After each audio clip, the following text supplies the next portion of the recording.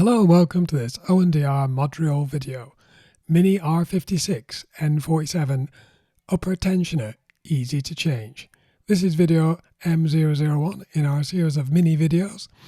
In this video we're going to look at how we changed the tensioner on a Mini R56 N47 engine. That's the 1.6 diesel engine on our Mini. Now we did this because the symptoms we had were a slight rattle, an uneasy initial idling on cold startup. Once the idle settled down, it was okay, and it started very quiet after that. And once it actually started, it ran okay. So there was no fundamental problem, I believed, with the timing gear. Now, upgrading the upper timing chain basically involves going from the original tensioner, as you see at the top here, to an upgraded tensioner, which you can tell has more threads along the body. It's actually got a stronger internal spring, and it has slightly more piston travel. Now, why not just fit a new timing kit? Well, the N47 timing kit is roughly £250 in the UK in 2023. But also to do this, you have to remove the engine, the water pump, the gearbox, clutch, and the sump. And whilst you're there, you're going to probably fit a new water pump, new coolant, an oil service, new clutch, and a DPF clean if you're going to be really thorough. So the cost is going to run into thousands and thousands of pounds, probably as much as the cost of the vehicle. But why not just change the upper tensioner? This can be done for a very low cost, just for the price of the tensioner itself, roughly £40, and it takes roughly 2 hours maximum to change, as per the BMW procedure. Now, this is the old tensioner. You can see here quite easy to depress the plunger. The new tensioner, you can see the spring is far stiffer. The piston doesn't release. The old tensioner is actually broken down. The piston comes out and you can see the spring behind. Now it's obviously worn out. Now the internal spring condition is critical to the tensioner working properly before the oil pressure builds up at first startup. Now, the problem can be down to this pre-tensioner spring becoming weak. As I said, changing this is not the same as a full timing kit, but it will at least stop the rattle by giving you that extra pre-tension at startup by upgrading to the new upgraded tensioner. Now, the tension upgrade might not fix all your long-term problems. Note that if you have, it's actually the rattle can come from two causes. One is a tensioner spring, as I say, and lack of the piston travel, but also it can be down to excess chain stretch. The chains don't last forever, they do get longer over a period of time, and if that's the case, it won't fix the problem, and you are potentially your chain will snap later on. The BMW service information, or the BMW information regarding these tensioners, is that under 70,000 kilometers or 46,000 miles, you only need to replace the tensioner. Over that mileage, you need to check the chain tensioner or stretch and follow the diagnostics module. That might result, if you take it to the dealer, in the top or middle chain replacement, or more realistically, the whole lot. Okay, so what do you need to do this small job? We're going to need upgraded tensioner. The part number is 11 31 85 86 69 9.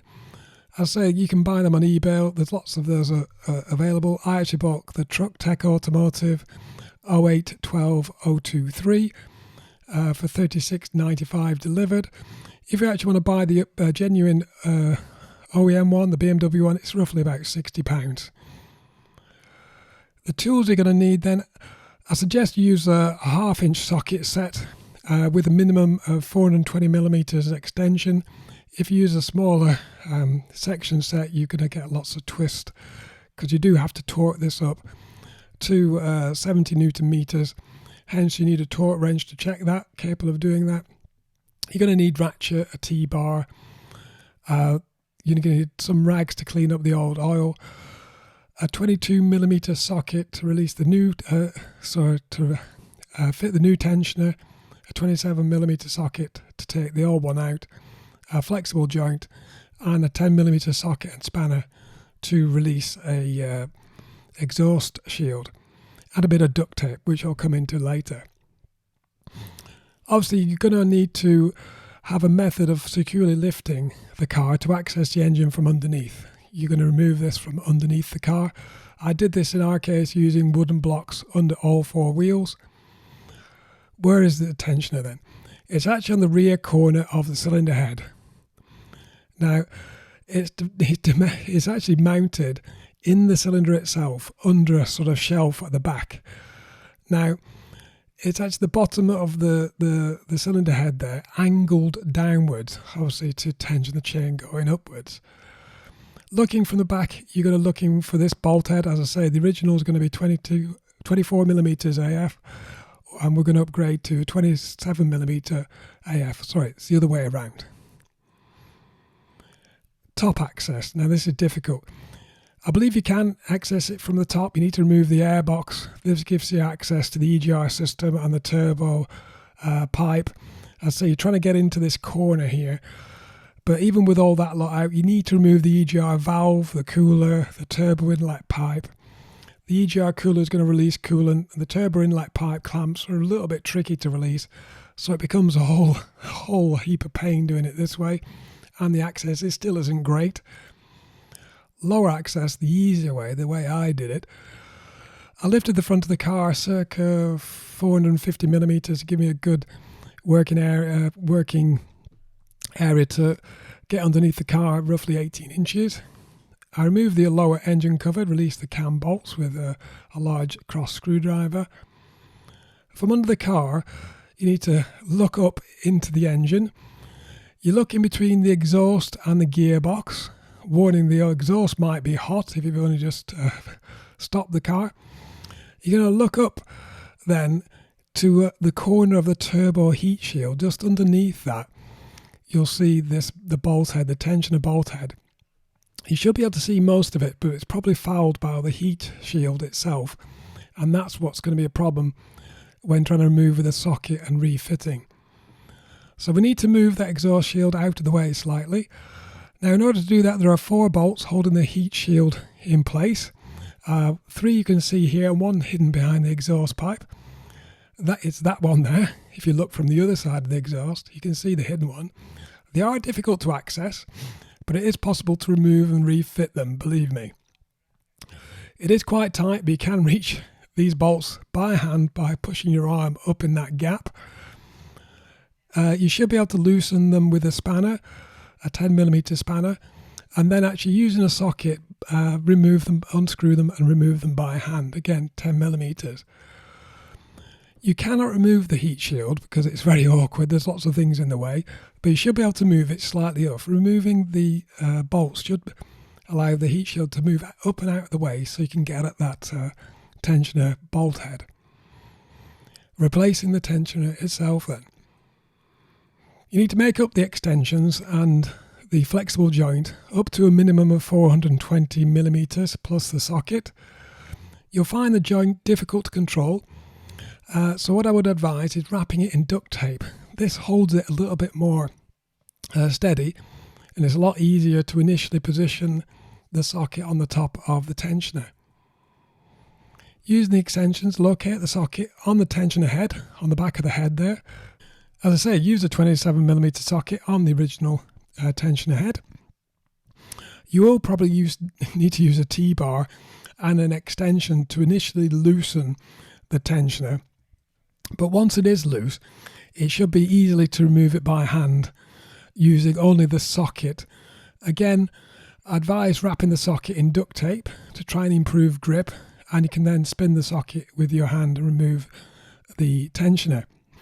It should quite easy to remove it out of the way. The heat shield shouldn't constrain it. It should pull directly out and come down in your hand. At this point, oil will weep from the release tensioner and the cylinder head hole. Obviously, it's an oil-driven tensioner. You need to use a rag now to remove the excess oil and avoid it going into the clutch housing. That's the gap there in the castings. There is advice to clean up by tapping out the thread. There's a technical bulletin from the FAI Auto Parts version, and they say it's a good idea to tap out the thread because you can have all old oil burnt in the threads that stops it going home completely. But in this case, in this method, it's not practical to try and get a tap up there and make sure you don't re-tap the thread and end up with a lot of aluminium in your oil. So it's not practical to do this, but please bear in mind that is advised if you've got the engine out. You should now be able to refit the new one using a 24mm socket, but it's the same procedure but in reverse. But you do need to torque, as I say, the tensioner to 70 Newton meters. Once you've done that, refit the heat shield and the lower engine cover and you're good to go. So what does it sound like after fitting? This is the first startup.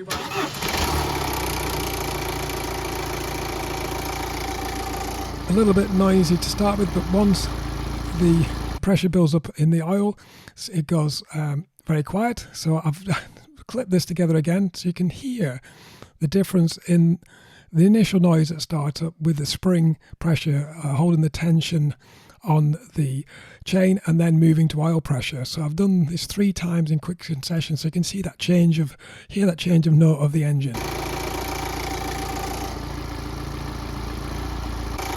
Loud, quiet. Loud, quiet. You can see that. That's what I'm looking for. That, I believe that is operating normally. And now this is the second startup with the oil pressure in the tensioner. Go again.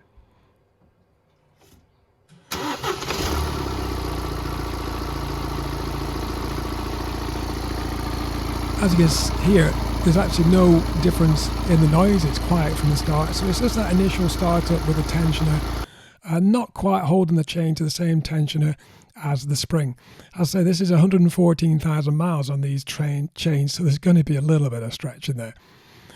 Okay, hope that's useful. If you have a noisy tensioner or a noisy chain, please like, comment, share and subscribe for more XK8, Nissan Leaf, Ford Kuga and now Mini videos.